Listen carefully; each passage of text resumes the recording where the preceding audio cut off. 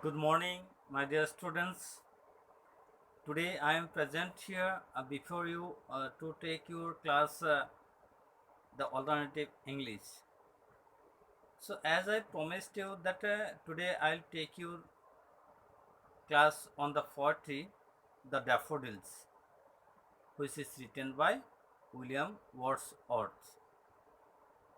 So, as I told you that William Wordsworth is one of the most famous romantic poet in the history of English literature. So before going to the main poetry, I want to just remind you that can you imagine that which is the most beautiful scenery that you have seen in your life? You just imagine the most beautiful scenery you have seen in your life, and you also remember that can you imagine or can you remember each and every detail of the scenery which you have seen the most beautiful in your life, and why the scenery is special to you? Just to remember before reading the poetry, you remind yourself. Let us start the poetry. The daffodils. Daffodils, as you know, this is the color of the daffodils, the flower. Have you ever seen the daffodils? If you don't see, if you did not see, then you just see the beautiful scenery of the daffodils.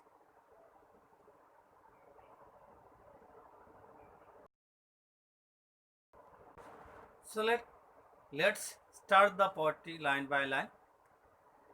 I wandered lonely as a cloud that floats on high over vale and hills.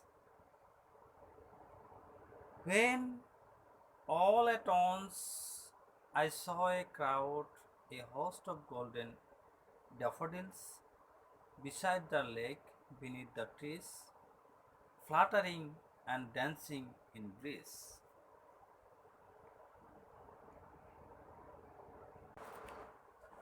As I told you that the poet William Wordsworth was moving slowly beside a river with his sister, the Dorothy.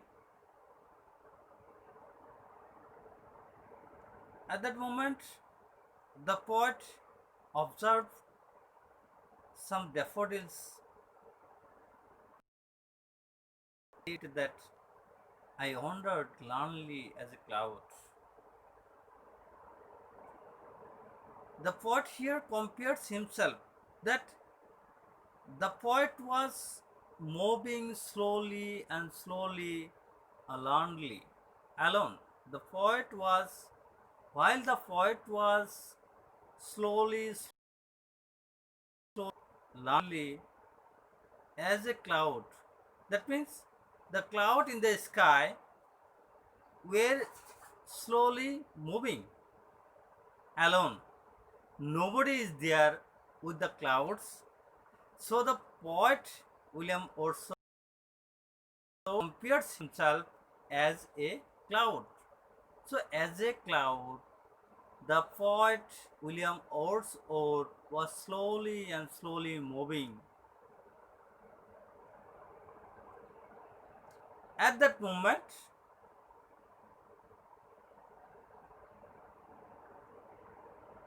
he has seen a host of golden daffodils. Moreover, whenever the poet was slowly moving like the cloud moving on the sky, that means the cloud which floats high over valleys and hills, over the valleys over the valleys and hills. The clouds were slowly moving. In the same way, the poet William Wordsworth also was moving slowly and slowly. At that moment,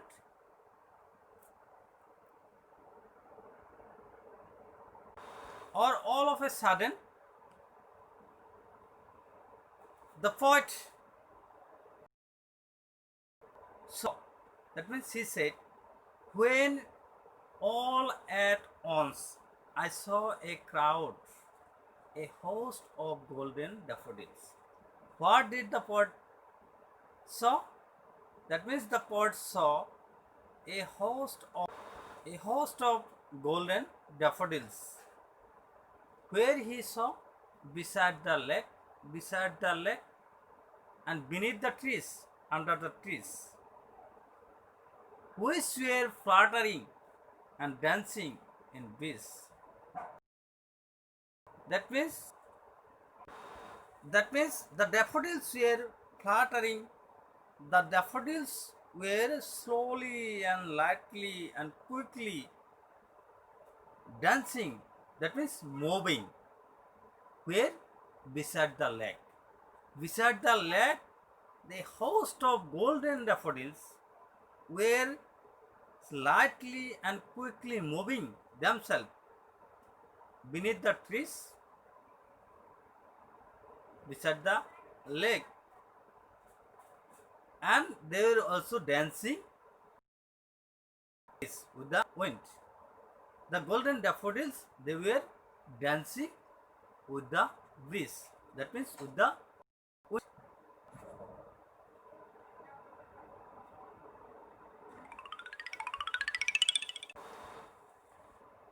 So my dear students, our poet William Wordsworth, while he was moving slowly and slowly beside the lake, he has observed a daffodils or a crowd of golden daffodils beneath the trees, under the trees, and beside the lake. The daffodils were fluttering and fluttering like this, fluttering and dancing also with the breeze, with the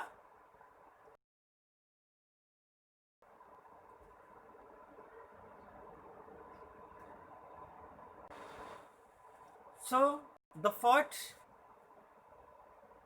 further explained the dancing of the daffodils, that he said, continuous as the stars that shine and twinkle on the Milky Way. They stretch in never-ending line along the margin of a bay. 10,000 saw I at a glance, tossing in sprightly dance.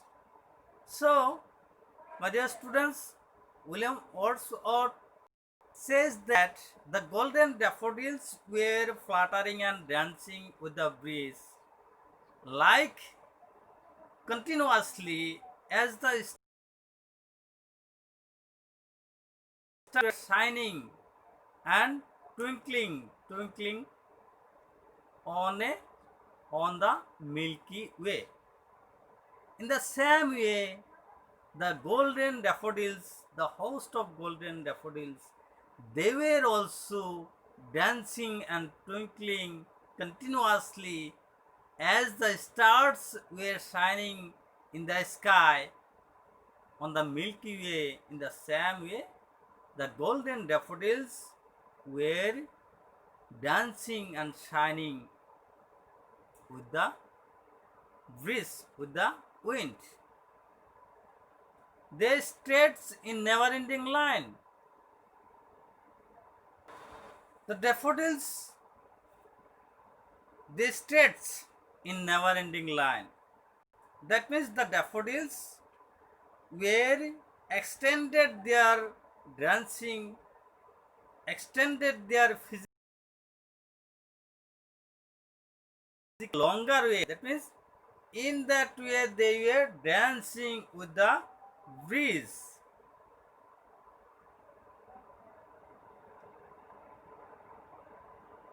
along the margin of a bay. So along the margin along the Saf river. So along the margin of the bay, the golden daffodils were physically extending their appearance and dancing in a never-ending line. That means in that bay, in the lake, beneath the trees, there countless daffodils like the stars. As we cannot count the stars in the sky, in the same way the poet would not be able to count the number of golden daffodils. They were standing, they were changing their physical appearance in a never ending line. Then the poet William Wordsworth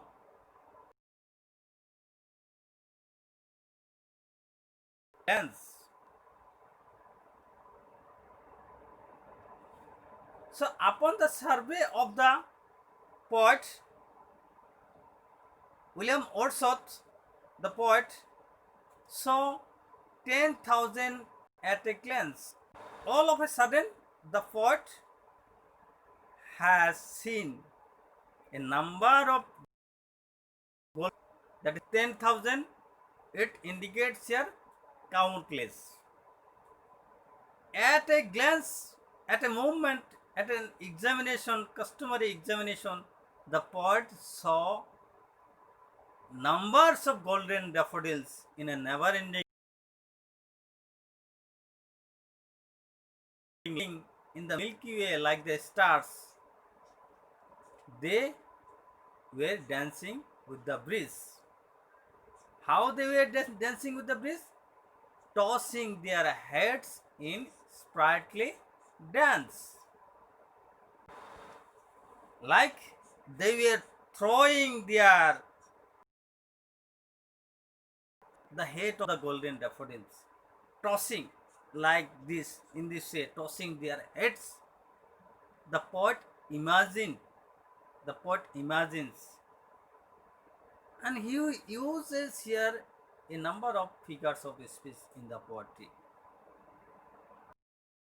The golden daffodils were tossing their heads, throwing their heads in a lively dance. Whenever somebody dances, then the people people throws their heads in a lively manner. In the same way, the poet imagines that the host of golden daffodils, they were dancing with the breeze in a lively manner, in a lively dance. So the heads here also a personification is personification. The figures of speech, heads and dance is used here by the poetry, by the poet.